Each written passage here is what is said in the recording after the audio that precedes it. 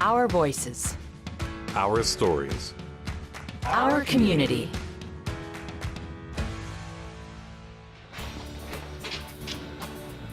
At a home in the small community of Dunrobin, Ontario, lives a family with a very big dream. Todd Nicholson, Emily Glossop, and their 8-year-old twins Gwen and Tate are gearing up for an evening bike ride in the neighborhood. Dunrobin's about 35 kilometers northwest of downtown Ottawa. Hi, my name is Todd Nicholson. I'm a 5-time Paralympian and competed in a number of sports, both summer and winter, but hockey's what took me the furthest. I went to the games in Lillehammer in '94 and competed right through to Vancouver in 2010. And then in 2013, I was elected as chair of the International Paralympic Committee's Athletes Council. And just recently retired from that, and I'll be the chef de mission for the next Canadian Paralympic team as well. My name is Emily Glossop. I work as a recreation therapist at the Ottawa Children's Treatment Centre, and I'm also a former athlete from the Para-Alpine ski team. I was a guide for a visually impaired athlete for a number of years. I grew up out here, so this community has been my rock and my home for a number of years. My accident happened, I was 18 years old. I was on my way home from the high school prom in our Empire District High School, and I was involved in a car accident, and that's what ended up putting me in the chair. And I remember my accident when it happened, the doctors coming into the hospital bed and basically saying, you know, you're never going to walk again. Your life's going to drastically change. And this community riled around, and it's because of them that I've been able to be as successful as I have. I grew up in Ottawa, kind of a city mouse. I say I'm a city mouse learning to be a country mouse out here in Dunrobin. And it's been fantastic. We have some family roots here in Dunrobin, and so it was really nice for us to be able to come and move here. And the community is amazing. I'm just amazed at how tight-knit the community is, how supportive the community is, and wonderful place to grow up and raise our kids. Todd and I met, really, it was through sport, Paralympic sports specifically, and then you were off traveling with sledge, and I was on the alpine ski team, and we met sometimes in airports. It worked out really good. We really had a lot of common, similar activities that we enjoyed doing. And interests, yeah. Interest with what she does for work, with the kids and the youth that she works with. And for me, it was my way of giving back to the kids as well, and seeing the interest and the passion that Emily had in it. And it really, for us, that's where it all started.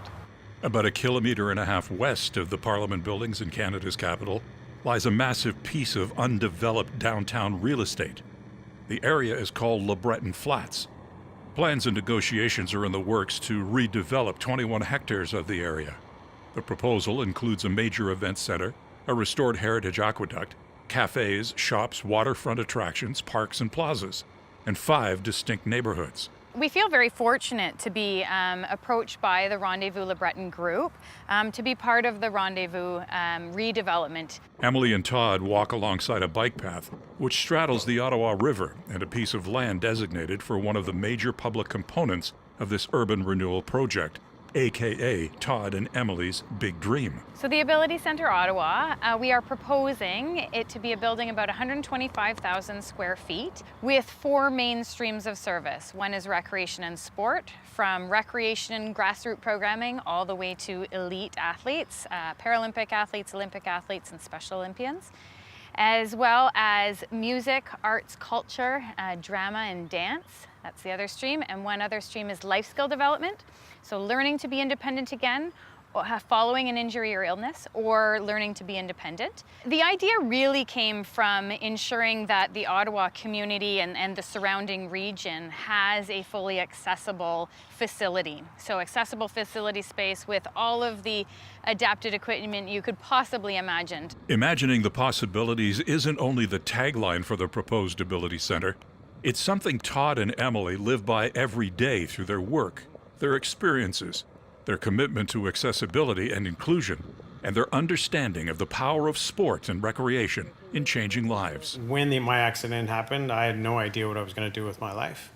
But it was because of sport that really shot me into a whole nother element of what I was capable of doing. There's absolutely nothing that I cannot do.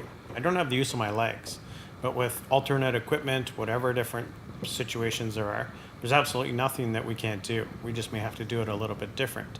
What sport can do recreationally is something that with us, with the Abilities Centre and the visions and the things that we're looking at creating, are really going to open the doors to a lot of people here in Ottawa and the surrounding area to really get people physically active. And that's from our youth right through to our seniors. Being a guide on the Paralpine ski team, it was an amazing experience. I had never even kind of thought of it as an option, but with my role as a recreation therapist, and then I was a ski instructor and coach for a number of years, and was introduced to it through another coach who thought I would potentially be a good guide, and got introduced to the skier that I was with, and it's an amazing opportunity because you're doing an individual sport, but you are a team. Sport offers the launch pad into a world of physical activity,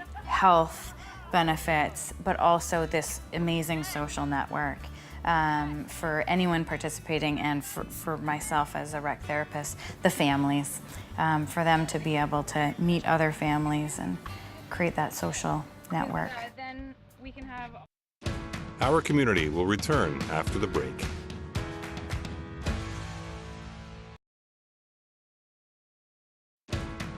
We now return to our community. A key element in the evolution of the dream for an Abilities Centre in Ottawa was influenced by two separate visits to Southern Ontario. The first by Emily Glossop. I was competing in wheelchair basketball, actually, and we had a competition at a place called Variety Village just outside of Toronto. And I remember walking in the doors and seeing the vast amount of people who were present and attending different kinds of programs, waiting for rides. For me, it was early on in my time as a rec therapist, and for me to see a place where everything is accessible to everybody was unbelievable. It's kind of a vision that I had early on, and I would say we've been kind of talking about it now for over 10 years. 10 is also a significant number for the Abilities Centre in Whitby, Ontario, just east of Toronto. The centre is a 125,000 square foot state-of-the-art facility that offers sports, fitness, arts and life skills programming to people of all ages and all abilities. It was at least 10 years of planning and dreaming and hoping before we finally got a shovel in the ground. So this is a project of many years standing, and for me, and I think many other people, it's sort of a life's dream come true. My name is Christine Elliott, and I'm one of the co-founders of the Abilities Centre. This is a place where everyone has the opportunity to realize their dreams and reach their full potential. Christine Elliott co-founded the centre along with her late husband, Jim Flaherty. I think that's one of the things that almost takes my breath away when I come into the Abilities Centre, because you see everybody mingling. You know, people, elite athletes with young people with developmental challenges, with people who are recovering from strokes, and everybody is happy and helping each other.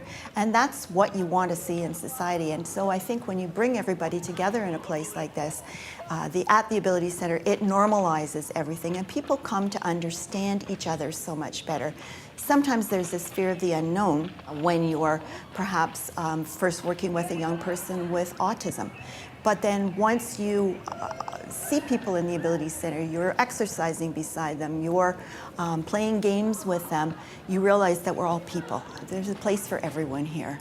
And so whenever I walk into this facility, I feel this sense of awe and really sheer joy at what an amazing place it is, because it means so much to so many people, because everyone can be who they want to be here, they can do what they want, and you get this sense of inclusion.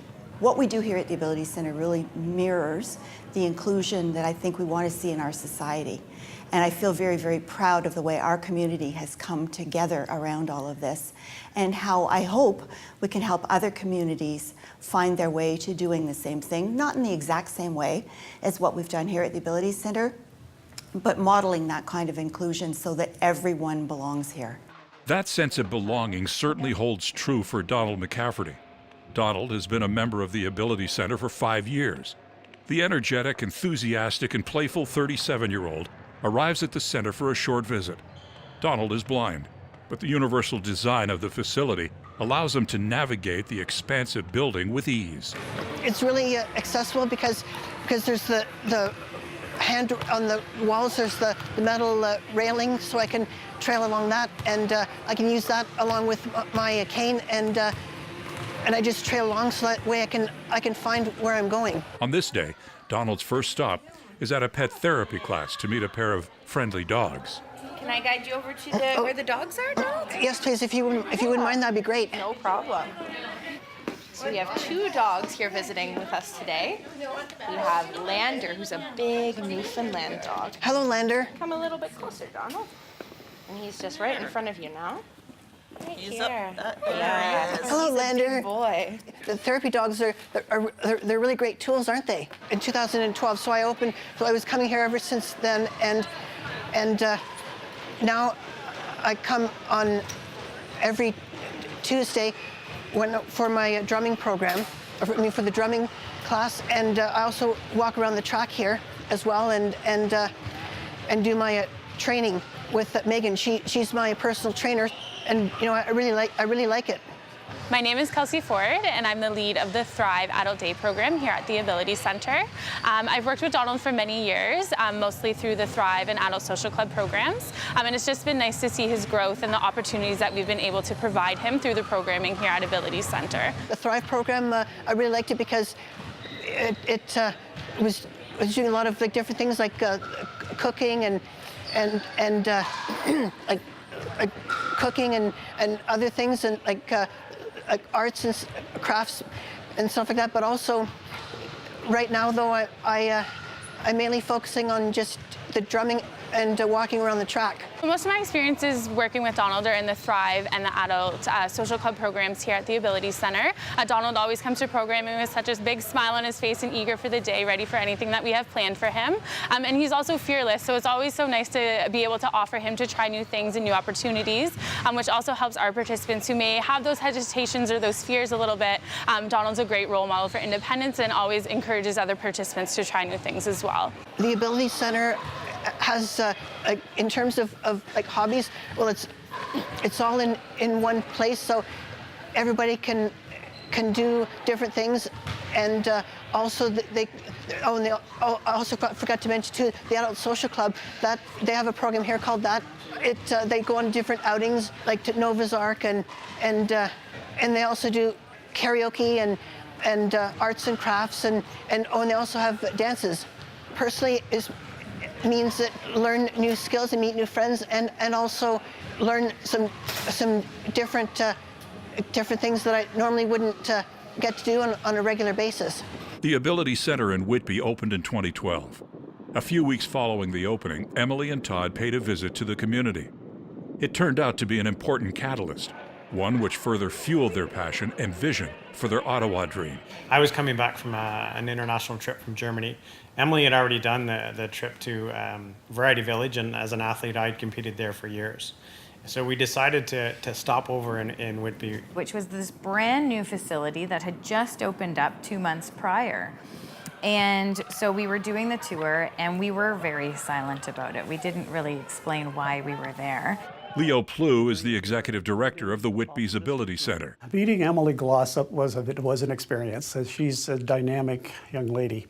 It must have been about 3 years ago. She and Todd Nicholson, her husband, came in. They had visited another site, and they had come in and they were on a tour with one of my staff members. But then this gentleman started following us, and he was answering all of my questions. He had history to his answers, but he had never introduced himself. And so it wasn't until the end of our tour where he finally introduced himself, and he said, "Hi, my name is Leo Plue, and I'm the executive director here at the Abilities Centre in Whitby." And he said, "Why are you here?" And I just said, "Oh, no reason. I'm just a recreation therapist." And I mean, this is a dream world for a recreation therapist. So I stopped and said hello and found out who they were. And so I continued my tour, and they continued their tour, and we kept crossing paths. And he put his hand on my shoulder and he said, "Why are you here? You want to build one." And I said, "Well, I believe Ottawa needs one." And Emily is so excited about this kind of thing. This is what she wants in Ottawa. So she was really excited about it. So I just kind of put my hand on her shoulder and I said, well, then go home and build one. And from that moment on, that's when our friendship started and this relationship started, and we started to look at how to partner to build the second one here in Ottawa, and also work together to work on creating a template for replication across the country. From then on, we've had a great opportunity to talk to Todd and Emily. I've worked with them for the last 3 years or so on business development, on design, program development, all of those kinds of things. Our community will return after the break.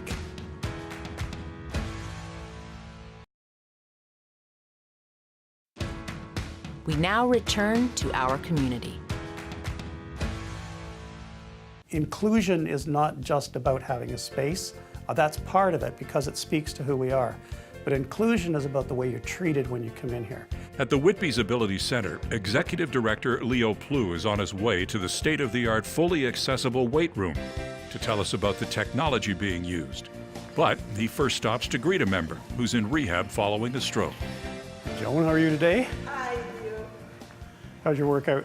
You're usually here earlier in the morning, aren't you? No, I've changed to have the you? afternoon. Oh, good, good. When somebody comes in as a member, they can go to the desk, they get an assessment as they come in, and then they make a determination what their goals are. So if it's weight loss or endurance or flexibility or general health, they get a program that's developed and it goes on a card. We do some things very well, and I mean very well, but we don't do everything very well. We're really all about partnerships. We partner with educational communities, lots of universities, probably 7 or 8 different universities that we have partnerships with healthcare, so partnering with Toronto Rehab, for instance. The Abilities Centre Ottawa is also looking at potential partnerships in academia and health. My name is Alex Munter. I'm the CEO of the Children's Hospital of Eastern Ontario and the Ottawa Children's Treatment Centre. Our mission here at CHEO and the Children's Treatment Centre really is to help every child live their best life. And we know that's not something we can do alone. That's not something that CHEO and OCTC do in isolation. That's something that we do to support families, with schools, with community organizations. And so when we heard that the idea of the Abilities Centre opening here in Ottawa and providing programming, and again, being part of this coalition in our community that helps every child live their best life, we got very excited and we're keen to help however we can. Todd Nicholson, of course, is so well known because of his career as a Paralympian and the inspiration that he has been to so many people. Emily Glossop may be less well known in the broader community, but she's a star here at CHEO and OCTC. She has built programming here. She's a really important member of our team. And they're a pretty dynamic duo, and there's nothing they can't do. Carleton University sits on a beautiful 62-hectare campus. It's what's below the surface that has helped Carleton become a leader in accessibility. One of the reasons Carleton is considered the most accessible university in the country is the fact that every building is connected by tunnel. You never have to go outside. And if you're in a wheelchair in the wintertime, this is a pretty nice place to be. Well, I'm Dean Mellway, and I'm director of the READ initiative at Carleton. READ is Research, Education, Accessibility, and Design. It's accessibility in sport which connects Dean to Todd and Emily's dream. Todd Nicholson and I were teammates through the 90s on the national sledge hockey team, and he came in, he was a rookie. I'd been with the team for a while, and we competed at the first Paralympics in 1994 in Lillehammer. I mean, he's very determined, very positive. Everyone got excited when he was on the ice because he kind of took you with him. For Dean, Carleton is a natural fit for a partnership with an Abilities Centre in Ottawa. We have a strong health sciences and a strong engineering schools here, and in the last 5 years, while we've had READ pushing to make this happen, we've seen all kinds of exciting developments in terms of athletic equipment and in health and training for Paralympic athletes. So we're moving in that direction, and ACO would become a natural partner for us. Still many challenges ahead for the Abilities Centre in Ottawa, chief among them receiving charitable status. and raising some $50 million. I think the funding, certainly they have to get that in place, and that's a challenge. But if we stopped every time somebody said we couldn't do it, there wouldn't be a building here. We had a lot of naysayers, and we still continue to have some, but we're just too stubborn. We just kept going and kept moving forward, and here we are, look what we've got. Well, Emily is more stubborn than I am, I think, and this is going to happen, and they're going to make it happen. They have some challenges in terms of, I think, the same kinds that we have. They have to get out into the community and let the community know who they are. This is not a center for people with disabilities, and we say that over and over again. This is a community hub. This is an opportunity for everybody in the community to come together. And I really talk about it as a microcosm of society. What we have in here is already out there. And unfortunately, out there, people don't feel welcome and they don't feel included. In here, they do. So Todd and Emily have that challenge in Ottawa to do the same thing. What they don't have is they don't have the challenge of trying to describe something that doesn't exist, which is what we had. In order for this center to be built, it's going to take an army of people, and it's going to take probably all levels of government to throw its support behind it, along with the community. Todd and Emily have worked so hard on this to the detriment of loss of family life in some respects. There's lots of other things that they could do, but they're truly dedicated to this project, and they're doing it for all the right reasons. And so I hope that everyone in Ottawa and across the country supports them in their efforts, because Ottawa needs an Abilities Centre, and I truly believe that Todd and Emily are the ones to make it happen with the group that they're working with. The Abilities Centre in Ottawa, I think it would be a great idea, because for the residents in Ottawa, I think that'd be a really great facility, because they can do different things and get fit at the same time. The Abilities Centre Ottawa is really about changing the hearts and minds of our community, really looking at an attitudinal shift and supporting a social change within our community, and recognizing that we are all so much more alike than we are different, and celebrating the uniqueness of all individuals within the Ottawa area and the National Capital Region. And within the Abilities Centre Ottawa walls, we hope that's exactly where it will happen. This will become a reality, and as this dream continues to unfold, more and more people will get involved. They'll see the value in what it is we're trying to accomplish here in Ottawa, following in a really good footstep in a legacy that has been created by the former Minister of Finance, Mr. Jim Flaherty, and his wife, Christine Elliott. And that's something that we hope to continue on here in Ottawa moving forward. I sometimes think about the Abilities Centre Ottawa project, and it is a challenge. It is quite extensive and a large project. But we have had such amazing support from our community. Not once have we spoken to somebody and not received a really positive response. How can I help? I think that's a great idea. This is something our community needs. So really, it's become a community project, and it is going to take everybody to come together and do this together. But following in Whitby's footsteps, having Whitby, Leo, Stuart, everybody there, Christine Elliott, still really supporting us to build the second one here in Ottawa, we truly believe it's going to happen. Back in Dunrobin, the evening bike ride is over, and it's time for Todd and Emily to get the kids ready for bed. It's the end of another long day, and one day closer to the realization of a very big dream.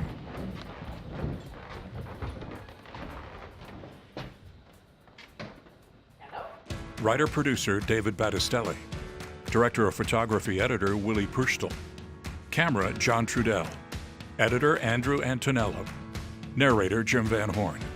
Integrated Describe Video Specialist Simone Cupid. Audio Post Bruce Baclarian, Achira Karinde, Mark Phoenix, Santiago Moffitt. President and CEO David Arrington.